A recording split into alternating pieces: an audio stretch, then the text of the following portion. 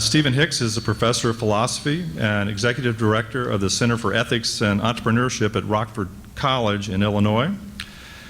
He has also been a visiting professor of business ethics at Georgetown University here in Washington, D.C., as well as a senior fellow at the Objectivist Center and a visiting fellow at the Social Philosophy and Policy Center in Bowling Green, Ohio.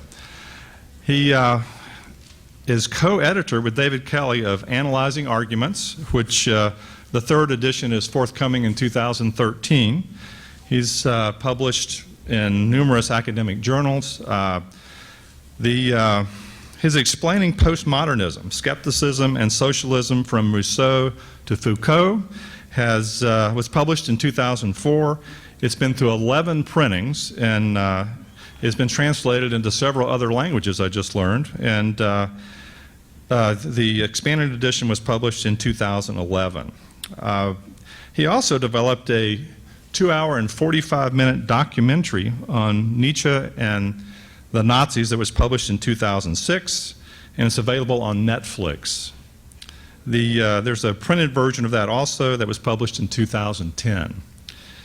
Now, of special relevance today, and on this topic that Stephen is going to be speaking, he was the author of Ayn Rand and Contemporary Business Ethics that was published in the Journal of Accounting, Ethics, and Public Policy, as well as Egoism in Nietzsche and Rand, published in the Journal of Ayn Rand Studies.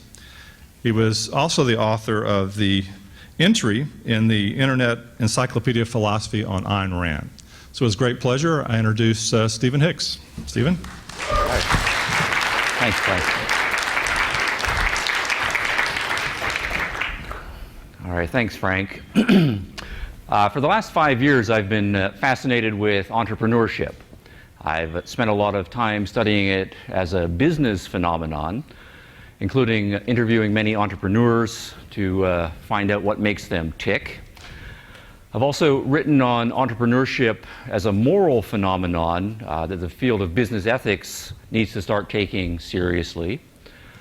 But today I want to extend my entrepreneurship focus to entrepreneurship's implications for politics and public policy. Now, public policy is the system of laws, regulations, practices of government entities. So we have to start with the perennial philosophical question of political philosophy. What is the purpose of government? Now, in our culture, it really depends what you're talking about, how you answer that question. So here's one answer.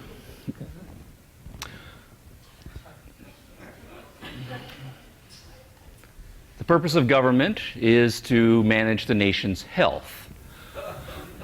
Suppose we think, for example, as many people do, that there are too many fat people in America. Consequently, we might propose specific public policy programs. I'll give you 3 options. One is that we could mandate group exercise every day. Okay? That might seem a little invasive and authoritarian. So maybe we will offer subsidies to fitness centers to encourage people to work out more. Or we could mandate that people join fitness centers and charge them a tax if they don't. Or we could ban food and drink that we think causes people to get fat. Now, I know that's all crazy. I'm being paranoid. It would never happen in America. Now, our position, though, is not the mainstream one here. Our view is that health, right, is a matter of personal responsibility. We should leave people free to make their own choices, but obviously current public policy is moving far in the other direction. We have a long history of controls on alcohol, tobacco, other stimulants, the mandating of government-approved nutritional standards for food and drink, paying for medical and pharmaceutical services for a larger portion of the population now, mandating insurance company. Health is very high on the public policy agenda. But suppose we change the subject from health to religion and tried the same exercise. Right? Suppose we said the purpose of government is to manage not health, but the nation's religious life. Maybe we would think there are too many religious people or too many irreligious people. So we could offer specific public policy recommendations, like we could mandate religious attendance. We could charge a tax for people who don't attend church. Right? We could offer subsidies to construction companies specializing in building churches and other religious institutions.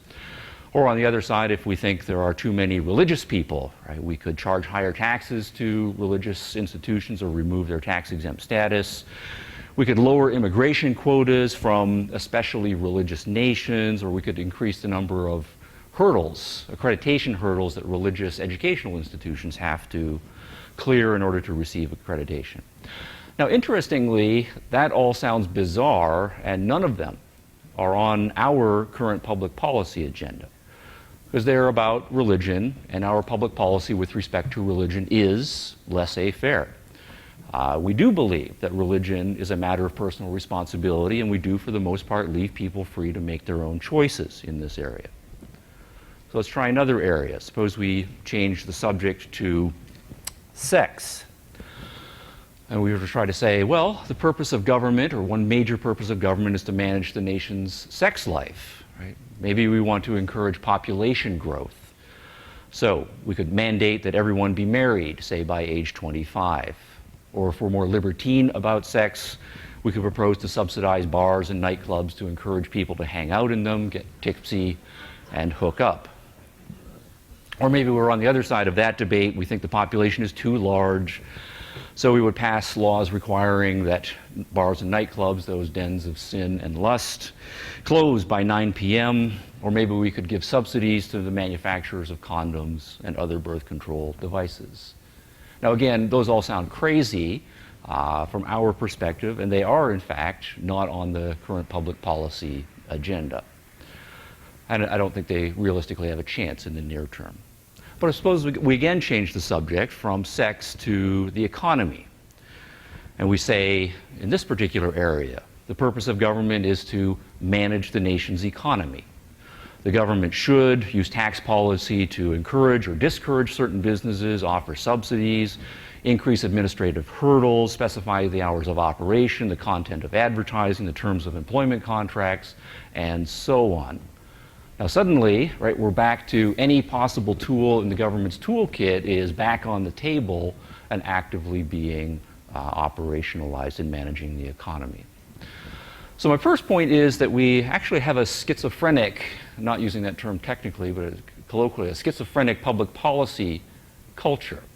If the subject is religion or sex or certain other areas, our policy really is hands-off and laissez-faire. But if the subject is health or money, the policy is very much hands-on, paternalistic, and sometimes outright authoritarian. So what we have is a public policy discourse that is incoherent and largely unprincipled, or actually more accurately, we have a small number of principled approaches to public policy being offered, but a much larger number of pragmatic, short-range proposals, and which ones get accepted depend on more short-term political maneuvering. Now today I want to focus just on the economics subsection of public policy, economics being one area where almost all public policy today is based on the assumption that in some degree or other the job of the government is indeed to run the economy. It can come in strong or weak form, various kinds of languages here. If we talk in general political language, we might say the job of the government is to direct the economy. Or a little more weakly, to say that the job of the government is to set up broad macroeconomic constraints and to nudge people, right, in various directions or other. Both of those are in contrast to our perspective, which is to say the job of the government is to protect economic freedom, right, plain and simple. Or often household metaphors are used, right? The government is like our parent and has an obligation to enact various paternalistic laws for our own behalf. Or Al Gore, when he got some grief for that, backed off a little bit and said, well, not really like your parent, more like your grandparent, but still in a paternal role. And our job is to, if we use those metaphors, to say it's more like a household servant, right, where we've hired the government to do certain tasks for us. But again, ours is a minority position. Or in directly economic language, we have strong arguments that the job of the government is to both macro and micromanage the economy. More free market friendly people will say, no, it's just to kind of more macro manage the economy, whereas our position, again, is that it's not to do any of that, but rather just to foster the entrepreneurial freedom of people to do their own thing economically. Now, our position is that it's no more the job of the government to manage our economic lives, right, than it is to manage our love lives, right, or our religious lives, or our health. The proper function of government is to establish the conditions of freedom within which we as individuals, right, make our own choices about wealth, health, religion, and sex. But ours is a minority position, so our ongoing strategic question is, how can we shift the terms of the debate? And today, my focus and my proposal is going to be to use entrepreneurism as a focus strategy, one that I think we have underemphasized. And so I would like to elevate entrepreneurialism or entrepreneurship as a strategic public policy strategic focus. I want to use entrepreneurism as a bridge concept between theoretical objectivist philosophy and nitty-gritty practical public policy. All right. Now, as objectivists, we have a long-range philosophical strategy to shift the debate, arguing all of the many abstract issues in philosophy as a proper foundation for a healthy culture and political economy. But as a philosophical strategy, our approach brings with it additional challenges. Right? One of the challenges that we often run into is the abstractness of philosophy. And so for many people, it's hard to grasp. Objectivism or any philosophical system seems too theoretical, it seems vague to them or impractical, tenuous, right, and so forth. So we need to make those connections. Also, our philosophy, you might have noticed, provokes easy disagreement, right, among many people. Their gut reaction often is that it's too individualistic, it's too harsh sounding, it sounds dog eat dog, and unrealistic as a workable social program for peace, cooperation, and so on. And also, we are operating in a heavily mixed economy with large doses of political power lust, entrenched interests on the ground, controlling most of the short-range decisions that go in policy. So how can any sort of long-range, principled, idealistic philosophy hope to survive and flourish and accomplish anything in such a political environment? So how do we solve these three problems? And again, I want to argue that an entrepreneurship-focused strategy can be very helpful, another tool in our toolkit for handling all of these challenges.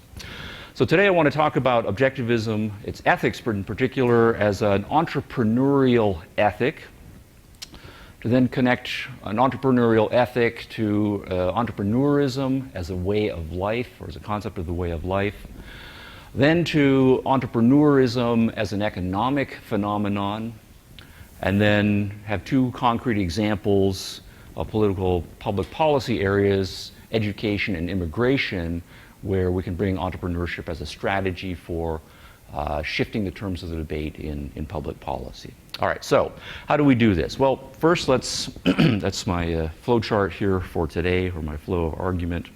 First, let's talk economically about the nature of wealth.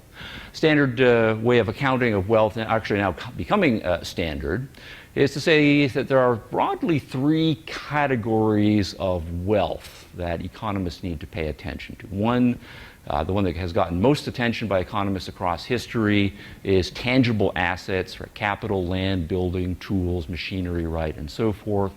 The second is individual knowledge and skill assets. As the 20th century has gone on, more attention is being given to that one.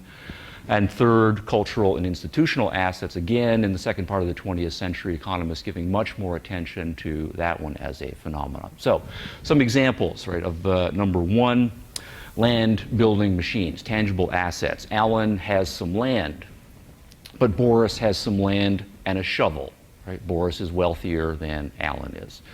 But Carol has land and a shovel and a brick building and a well. Right? She is wealthier than the other two. That's in terms of measuring tangible assets. But intangible assets, Davis has an engineering degree plus 10 years of work experience in construction. Ericsson, by contrast, has just dropped out of high school. Davis is wealthier in terms of assets than Ericsson is. Now, economists in our generation are tending more to this, and they're trying to put estimates of intangible knowledge and skill assets as being significantly more important than tangible material assets. So here's a relevant quotation. According to recent estimates, the stock of human capital is over $750 trillion. And according to research from JP Morgan, this is much greater by a factor of 10 than the roughly $70 trillion of physical and financial assets owned by American households. All right, next. Intangible assets, cultural and institutional. Let me come right back to that. We'll give you another example. Franco is a competent 22-year-old bookkeeper who lives in Santa Ana, Mexico, about 1 hour south of the US border.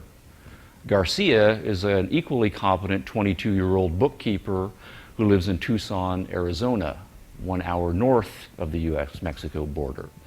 Franco is much better off than Garcia just by being in the United States, knowledge and skill assets being the same. The difference between the United States and Mexico is cultural and institutional, and that's another significant factor, hence this quotation here.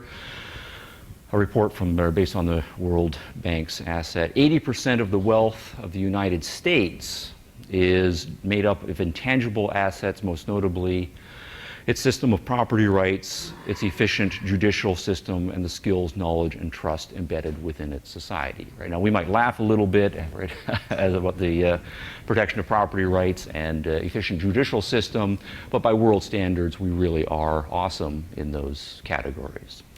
But there's, within that quotation, 2 points being embedded there. The first point is that it's, as an economic focus, singling out political philosophy as an intangible economic asset. Right? Property rights, judicial systems are economic assets for cultures to have. And it's also singling out a cultural asset, not something that's formally institutionalized, but individuals, and having large numbers of them with shared skills, shared knowledge, and shared mores as being central economic assets for that culture. Now, this latter point is strikingly new in the economics profession. I just want to give you one indication of that. Here's a longer quotation, but it's an important quotation. And it's important because, as far as I can tell, it comes from the first academic paper ever written by economists identifying and trying to quantify entrepreneurship as the locus of the critical skill and knowledge set, and it was published about 1.5 years ago in 2010. Very recent. So here's the point in high academic language. The economics of growth has shown that countries not only grow by deploying higher levels of inputs to production, that's in effect capital investment, but also by allocating, or by better allocating, whatever resources are at their disposal, and by introducing productivity-enhancing innovations. Now that's code for entrepreneurship. We proffer arguments as to why and how entrepreneurship, as well as institutions of liberty, such as economic freedom, including the rule of law, easy regulations, low taxes, and limited government interference in the economy, and parentheses, positively impact total factor productivity. Okay. Now, to us, the stuff in the institutions of liberty points, those are old news, although we're still having a hard time making it with the mainstream political philosophers. The new news is the formal identification of entrepreneurship as a key ingredient in economic wealth. Economic policy focuses on wealth creation, job creation, and innovation, 3 broad categories. And economists are more significantly now starting to work out the view that entrepreneurship is critical to all 3. Entrepreneurship is the engine of innovation, it's the engine of wealth creation, it's the engine of job creation. And there's increasingly good formal economic data demonstrating all 3 of those points. Now, this is striking because for much of the 20th century, as economics matured, right, as a theoretical division, the mainstream view really focused on macroeconomics, Keynesian being the most prominent, right, version of it. And here, individuals were seen as largely abstracted, impersonal forces that were largely pushed around by macro structuring, right, phenomena. What we are seeing is a shift within, hopefully I'm not being too projecting here, but there's a shift within the economics profession to seeing individuals, and particular kinds of individuals, entrepreneurial individuals, as the central economic determinants. And here, for us, this is good news because there's a very natural and strong connection to Objectivism's philosophy, right? What I think of as a very entrepreneurial philosophy. Now, let me just say a little bit about this. I've spoken on this at prior conferences. But if we think about Objectivism's ethics, we receive it in two forms, one through the fiction and one through Rand's nonfiction writing. But if you think about the heroes of the major novels, the major heroes, Hank Rearden, Dagny Taggart, Howard Roark, Francisco d'Anconia, they're all entrepreneurs or highly entrepreneurial individuals, and it is those traits in forming those characters that Rand singles out, stylizes, and emphasizes. If we turn to the nonfiction, in the Objectivist ethics, I spoke on this, I'm not sure if it was last year, right, or the year before, but this is a table from a paper I published in a business ethics journal, trying to make these connections exact. If you just go down the left side of the table, those are a series of traits that in the entrepreneurship literature get singled out as essential traits for entrepreneurially successful people to have and embody: knowledge and creativity, ambition, guts, perseverance, right, trial and error, productivity, right, and so forth. They're very strong and natural connections to the cardinal virtues in the Objectivist theoretical system. So if you read Rand's Objectivist ethics and you single out the 7 virtues that she focuses on, rationality, pride, courage, independence, productiveness, right, and so forth, you can map very easily, right, the abstract list of virtues that Rand presents in her theoretical system with the kinds of traits that the business and economic literature isolates on in successful entrepreneurs. So taking that just for granted, right, for now, I can send anyone the paper if they're interested in reading that in greater detail, how I make that argument. What I want to do then is make more explicit connections then to public policy. So far what we've got is a connection between Objectivist philosophical ethics to entrepreneurial business traits. We can then make a connection from entrepreneurial traits to economic success, and the economists are starting to work that out. Economic success is a front and center matter in contemporary public policy discourse. So pushing entrepreneurship can be a successful political strategy, and that's the point I want to argue today. And the interesting point for us as Objectivists is at the same time that we're pushing entrepreneurship, we're also pushing the Objectivist ethics. Right? It's just a different level of abstraction talking about entrepreneurship and talking about Objectivist moral philosophy. Now that's still quite abstract, but that's where we're going. That's that's my little rainbow, right, flow chart, right, connecting all of the key concepts.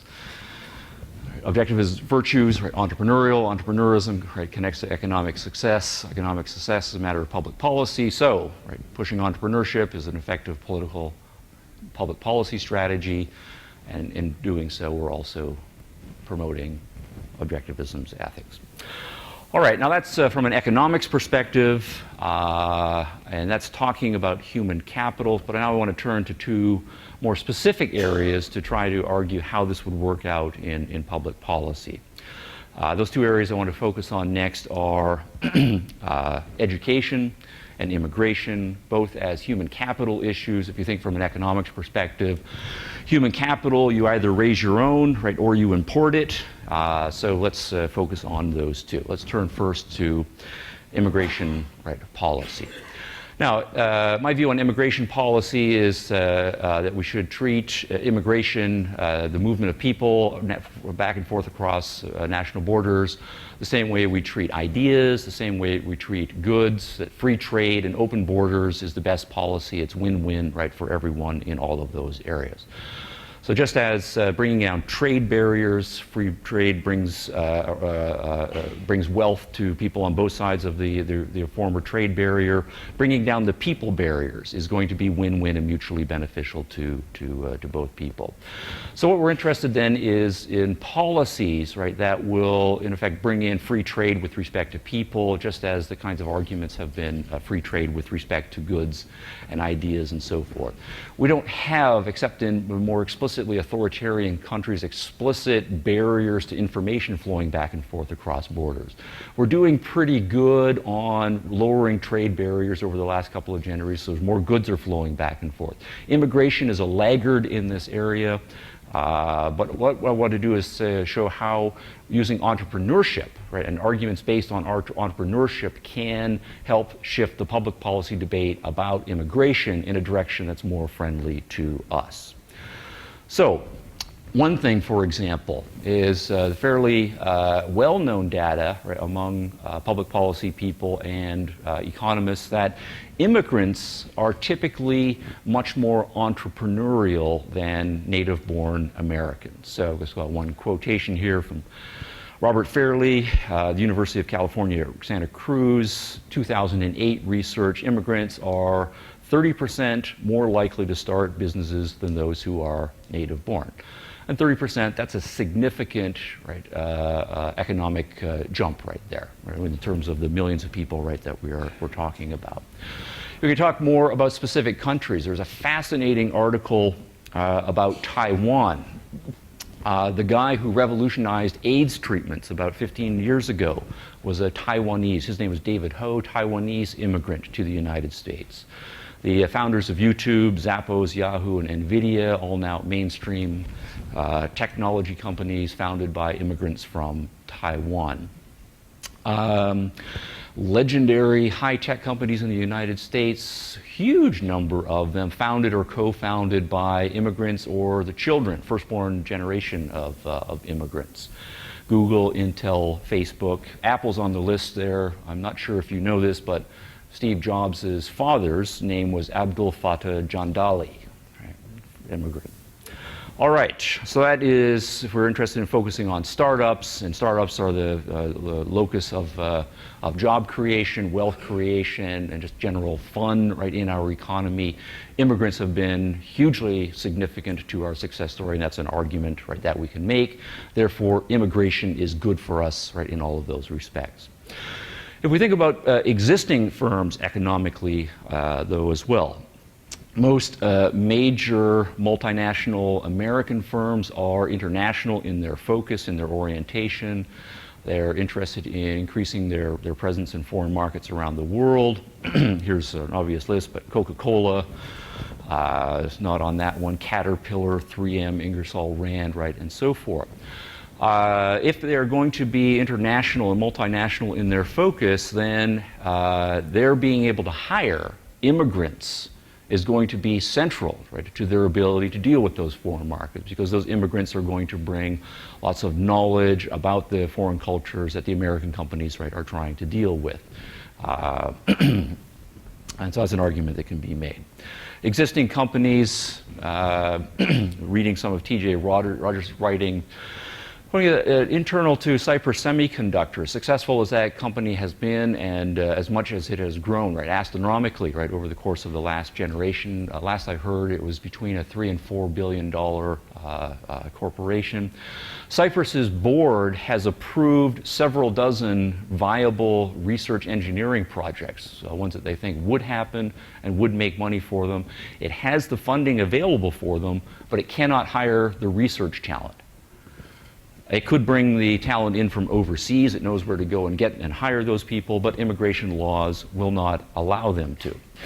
So it's not simply the direct loss or the delay of those new projects that didn't just sit on the drawing table or are not funded or activated, but it's also a loss of jobs. And Rogers points out that for every research engineer that Cypress hires, it typically hires also 3 or 4 other people to support that engineering researcher, administrative assistants, salespeople, and so on.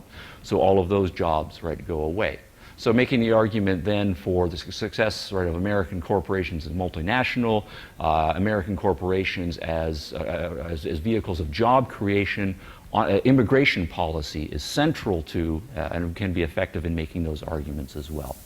And the reasons why they can't bring them in is things were bad 10 years ago and 15 years ago, but they've only gotten worse over the course of the last decade. The number of visas for high-skilled workers in 2000, it was about 301,000 visas rather for people who fit into that category. Over the course then of the next 9 years, that number dropped to 270,000. So that's 31,000 fewer high-skilled people that we can bring into the United States currently, right, as a result of immigration law.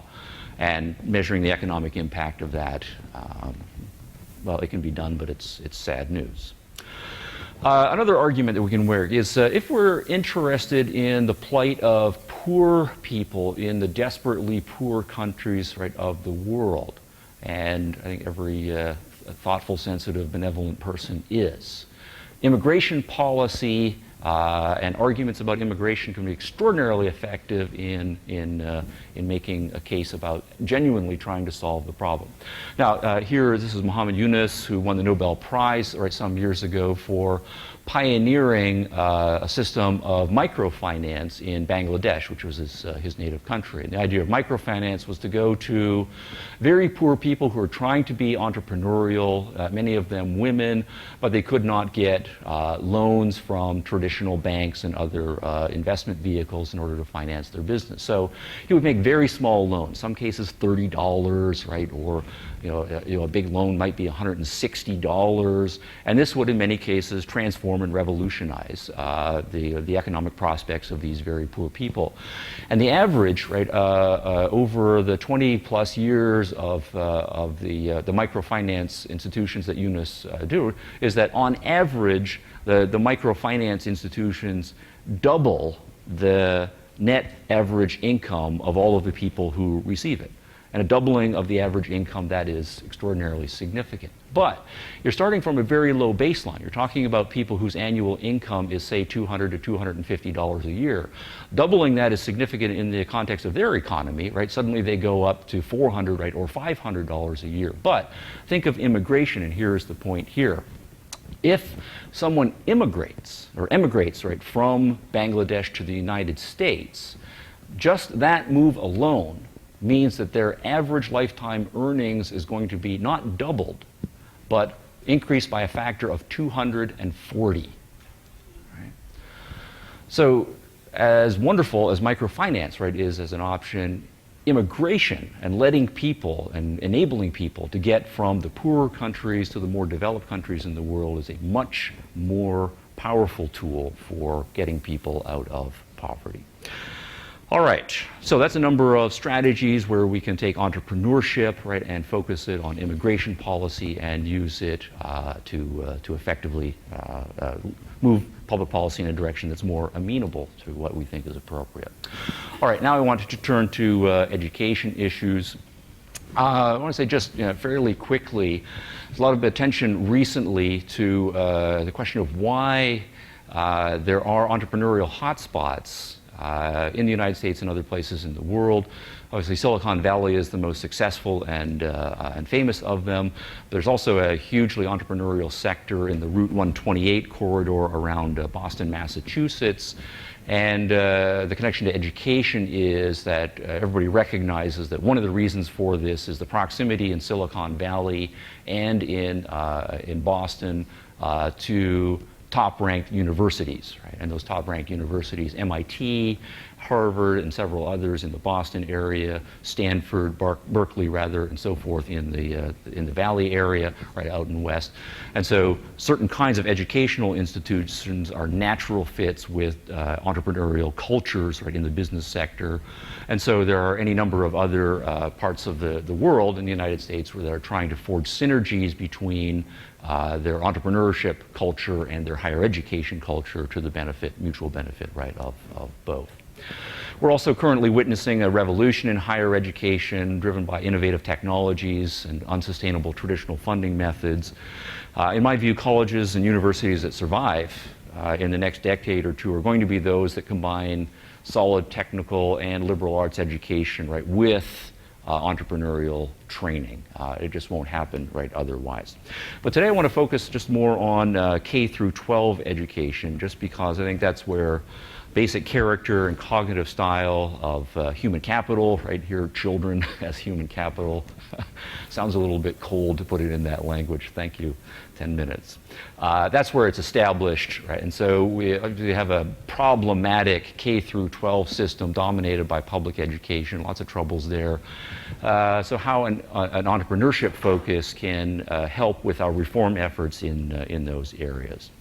Now, traditional education, right, as we know, if you go back to the 20th century, it's fascinating asking teachers and parents in the early 20th century what they most prized. Interestingly, obedience was the #1 trait in the early part of the 20th century. We have shifted culturally significantly away from that. Obedience is, further down the list, right, significantly. And parents and teachers are much more interested in creativity and independence and self-exploration, right, and so forth. And all of that is very culturally healthy, and so we can piggyback on that. But as much as issues of obedience and uniformity and passive rote learning, doing what the teacher and the textbooks say, all the students doing the same thing at the same time in the same way, taking the same standardized tests, that's softened in practice throughout much of the 20th century, but it still has been the default position in education, particularly in education where teachers have 30 students in a classroom and they've got state-mandated curricula and so forth. It's very hard to get away from some variation, right, or other. And it's still fairly widespread right around the world. This is a Japanese high school. I don't know, for some reason that's a kind of a chilling picture to me, but right, it makes a point.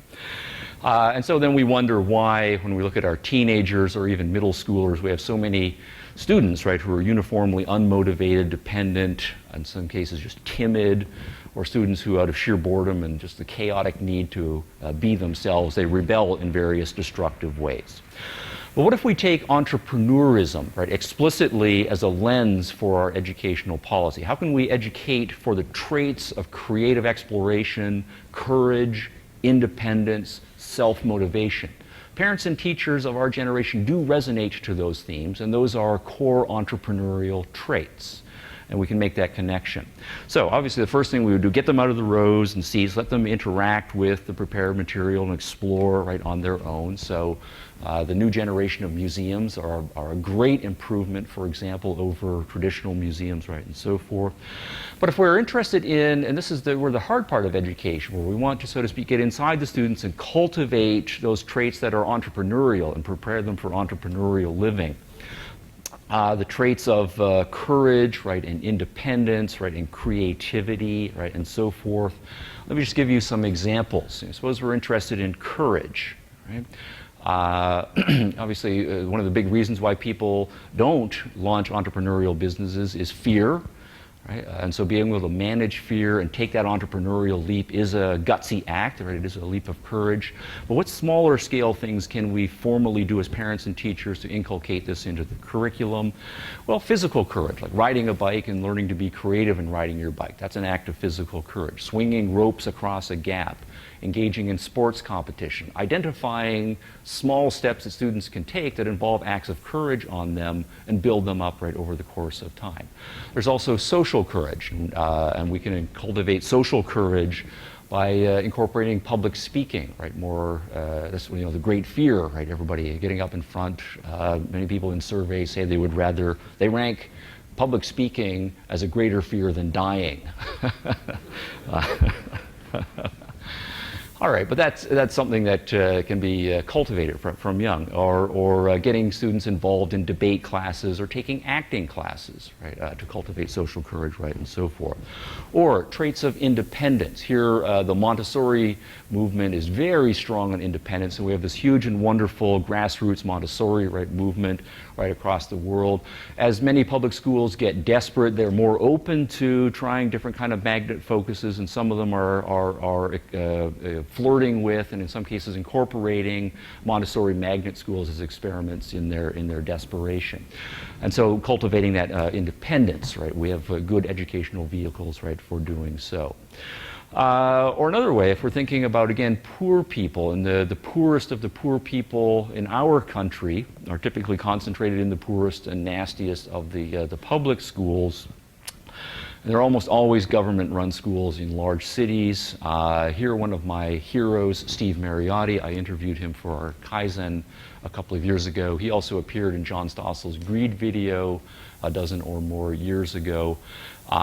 He was a guy who was entrepreneurial, started in business, and then decided to become a teacher. And as he tells it, he was terrible as a teacher for his first year or so, until he accidentally started to talk about his business in class.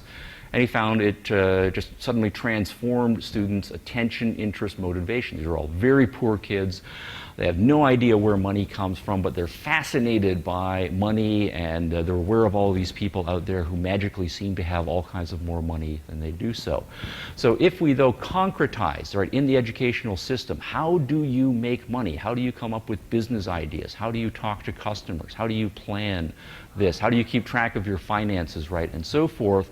And there are practical exercises that students can go through to start actually earning a little bit of money themselves. Students who are formerly unmotivated and rebellious in school become motivated, right? They want to learn now how to read. They want to learn now how to do their math. They want to develop good social skills so that they can be successful in business and so forth. Then their education takes off. Steve Mariotti went on to win New York State Teacher of the Year award, and there are now chapters of his nonprofit organization that he started all over the country and in several worlds. So that's an entrepreneurial focus as well. If we talk about teachers, this is a more obvious story here. Obviously, we have a highly bureaucratic culture. Most schools have to take the golden handcuff as we think of it, right? They take state funding and so become subject to state bureaucratic control, or federal funding and become subject to federal control. So we end up with people teaching canned, state-mandated curriculum, and that just drives away certain kinds of teachers and keeps certain teachers in place. The union culture of solidarity and seniority, again, a certain kind of teacher is attracted and tends to stay long-term, entrepreneurial, creative teachers. So any efforts in those areas to break the centralized bureaucratic thing can help, both with respect to unions and governments, to make room for more entrepreneurial experiments in education. Should also mention current certification, which colleges like mine and others around the country, that you can't become a teacher, right, unless you take a certain number of education courses and then pass a state mandated test. That means that all kinds of people, I don't know, there's a guy who dropped out of high school, but he toured the country with his band that he started, and they did okay, but now he's back in his hometown and he really wants to teach, but he can't, even though he might be an awesome music teacher, because he hasn't sat through the education courses and gotten the certification and so on. Anything that would enable principals to have more autonomy to hire more creative and outside of the box people as teachers would be useful here. So here I would just say any support that we can do for entrepreneurial, non-mainstream experiments, even if they're not perfect theoretically, vouchers, charters, homeschool networks, the Khan Academy and digital delivery, partnerships between public schools and private education organizations like Junior Achievement, Steve Mariotti's Network for Teaching Entrepreneurship, the efforts of those to integrate Montessori systems into the public system as magnet schools, right, and so forth. Any of those things would be steps in the right direction, and cumulatively could add up to something significant. All right, so I want to return now to our challenges that we started with here.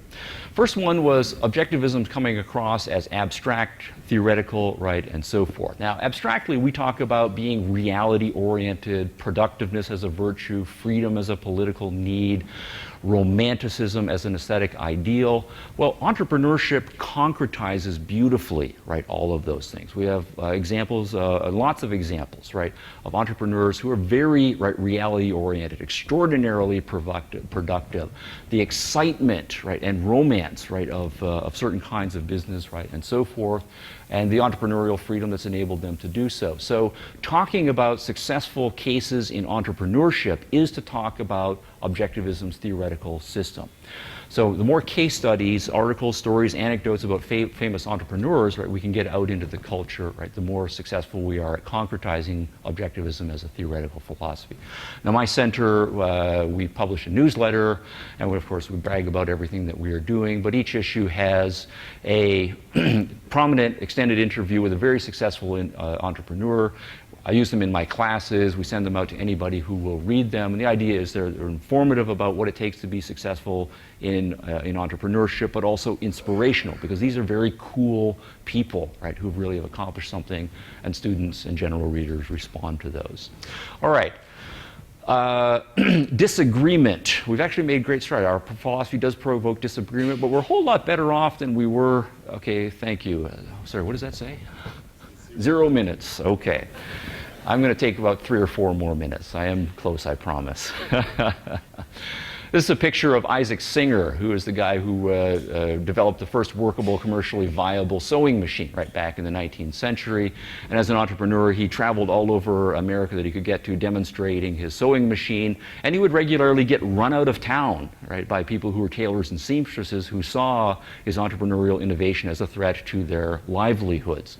So we've come a long way now, where we now see entrepreneurs, right, as sexy, and the sexiness of entrepreneurs is a huge part of our culture right now. I mean, here's Entrepreneur magazine, Fast Company magazine, right, explicitly making that point, right, about the sex appeal, the romance, the excitement, right, of entrepreneurship. We all now know what entrepreneurship is as a part of the culture that we're celebrating. And so if our philosophy really is about entrepreneurship, right, we can connect, right, and overcome a lot of the easy disagreements, right, that people have. Also, we can also focus that the economics profession is now starting to take entrepreneurship seriously. Middle of the 20th century, Schumpeter and Kerzner were maybe the only big-name economists who talked about entrepreneurship. Now there are dozens of people doing it significantly, and that number is growing. So we're in a position now to start connecting with mainstream economics in a way that we were not a generation or more ago. If we're interested in the third problem, our current political system, which is dysfunctional, right, in many ways, the power lust, the paternalism, the ingrained strong versus weak, right, paternalism, to the extent that we can promote entrepreneurial culture, right, and entrepreneurial freedom, well, that militates, right, against the overarching top-down power, right, that politicians have, and can in a bottom-up way undermine the easy acceptance of political power lust. Paternalism, right, having Big Daddy or the nanny state doing things for you, to the extent to which we have an entrepreneurial culture, people rebel in their bones against the idea of other people looking after them or the pat on the head. They want to make it on their own, and they take pride, right, in making it on their own. Entrepreneurship is our vehicle there. The traditional strong versus weak adversarialism, right? We have managers and we have workers, and for various reasons they're at each other's throats over the 19th, right, and 20th century. Managers have to lay off huge numbers of workers, and it's outrageous and horrific and genuinely scary, right, for workers, but they've been raised in a culture in many cases where they expected that jobs would be given to them, and if that opportunity is taken away from them, they don't have the skill set in order to be able to go off and be entrepreneurial themselves. To the extent that we can have more people who are entering the workforce come in with some entrepreneurial training and the entrepreneurial mindset, okay, fine, I got laid off from this job, that's an opportunity that didn't work out, there are other opportunities, I know how to wrap my mind around pursuing other opportunities, that's the entrepreneurial mindset, that undermines the traditional strong versus weak adversarial. All right, my final point, and I'll stop. Emphasizing the positive. What I want to say is we can pursue a threefold strategy, and what I'm arguing today is highlighting the entrepreneurism, which is third on the list here, and I think it's the one that we have de-emphasized. A big part of our case for the right kind of political philosophy and public policy has relied on making the case for freedom. That's a very important, very powerful case to make. The other part of the case has been emphasizing self-responsibility, right, against the idea that we are collectively responsible or that we're our brother's keepers, right, and so forth. And that's another important part of the case in order to make. So we're making the case for freedom. We're against slavery. We're against serfdom. We're against authoritarianism. We should be free, right, in our lives to do what we will.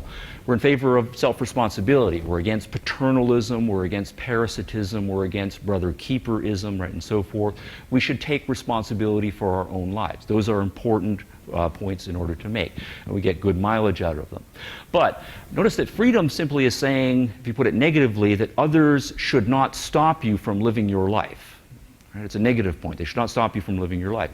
Self-responsibility also is a negative point. Others cannot do your living for you. But suppose other people are not controlling you and you're not having other people do for you and live your life. So there's still the open question, what do you actually do with your life? Right? And our answer to that is go out and create something awesome. Right? Do something significant and special with your life. And what we need is lots and lots of examples of inspiring, positive value creation.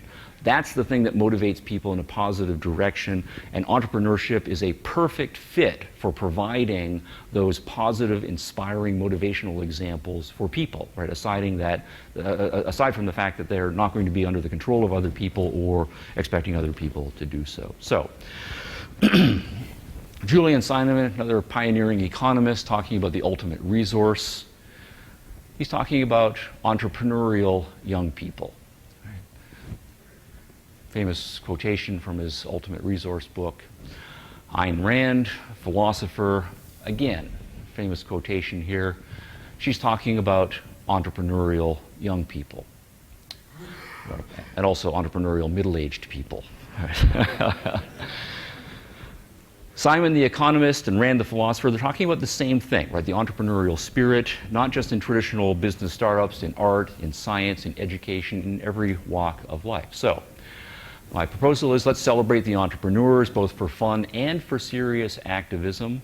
Let's celebrate entrepreneurism as an applied philosophy, and for exactly the same reasons. Thank you.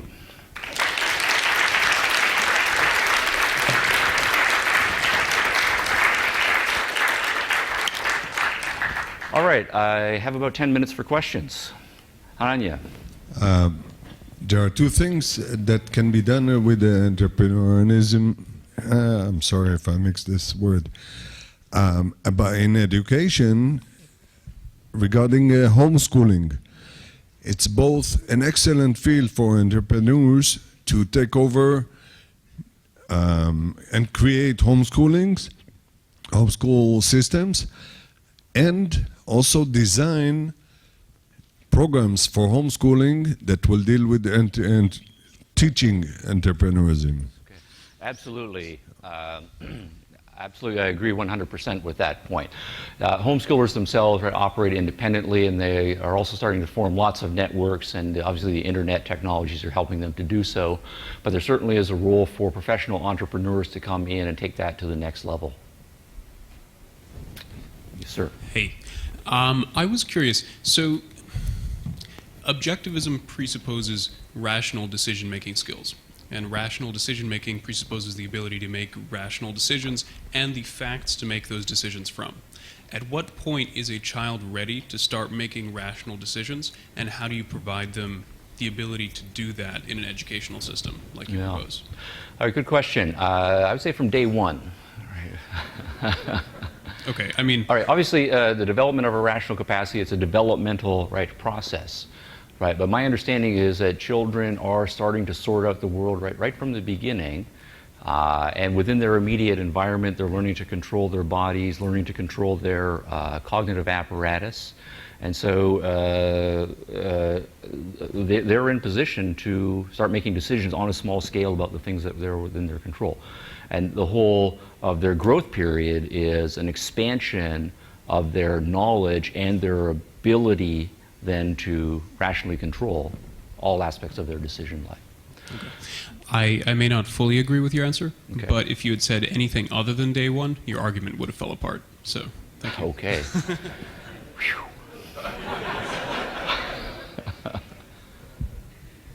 Hi. Hi, I'm Victoria Rodriguez. I'm asking primarily two questions. First, on the matter of immigration policy, I'm wondering if you have delved into the topic.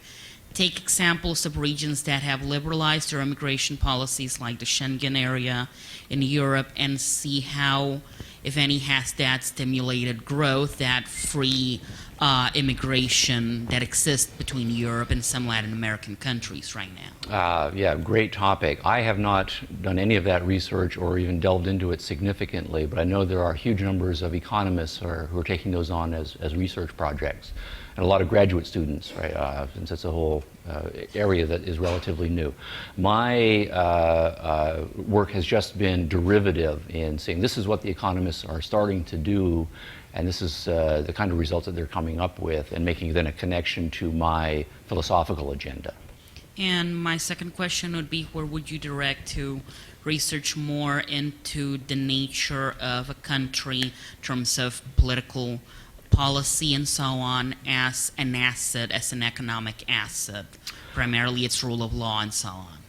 Where would you direct to be able to look more into that? I'm sorry, the last part was just rule of law, or just more generally entrepreneurship as an asset? Where would I do? I'm thinking of the nature of rule of law in a country, its judicial system, property Yes. rights, as assets that are measurable monetarily as part of the competitiveness of that state. Thus, I'm interested in delving more into that. Okay, there's a book I would recommend that is by Arnold Kling and Nick Scholes, and it's called From Poverty to Prosperity. Let me see, I know I've got it in my bibliography. No, but it's not displaying up there. From Poverty to Prosperity, I think it was reissued this year in a slightly different title. But they are talking about what they call Economics 2.0. And it's a beautiful public intellectual project where they take the approach to economics that I am piggybacking on here, and then they integrate it with the political philosophy issues that you're talking about as well. What's nice about that is that they also have a half a dozen or so interviews with prominent economists of the last half century who have been doing the key work in those areas. So people like Robert Solow and others. So Kling and Scholes, From Poverty to Prosperity. Start there. Nathaniel. Okay, so say that I just spent a lot of time reading Joel Wade's work, and I've come to accept that I am just not innovative, I'm very uninspired, and I don't have any entrepreneurial spirit whatsoever. But I am a self-identified objectivist, I love objectivism, and I've been to the ethicsandentrepreneurship.org. I see the connection. How do I contribute? Though I really, despite my failings as an individual, I still identify all the value and merit in entrepreneurship, but I myself probably will never be one. How do I contribute all the same? Well, the first thing I would say is don't think in terms of contribution. Right? Think in terms of living your life in the best, most happy, flourishing way that you possibly can. So the thing I would say is, if you identified some failings or weaknesses right in yourself that are holding you back, work on those and become the most awesome person you can be. And then I think by extension, the rest of us will be inspired by whatever you do. And you might surprise yourself.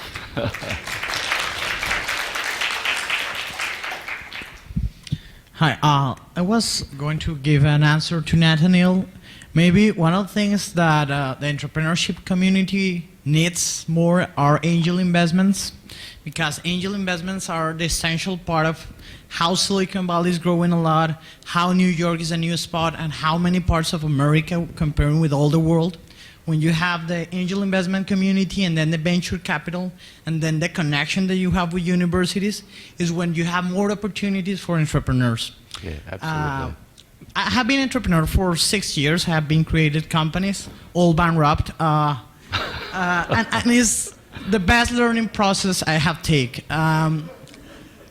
Yeah, I'm from Colombia, and one of the elements about what you're talking about, the intangible assets, is like even you can create a company in Silicon Valley, 7 of each 10 companies will go bankrupt. So that's the issue. And that's the issue for angel investment, because the people just gather money and said, okay, we're going to invest in 10 companies. We're hoping that at least 1 or 2 will go in great, and then we'll return the money. And how that goes, like 5, 10 times that money.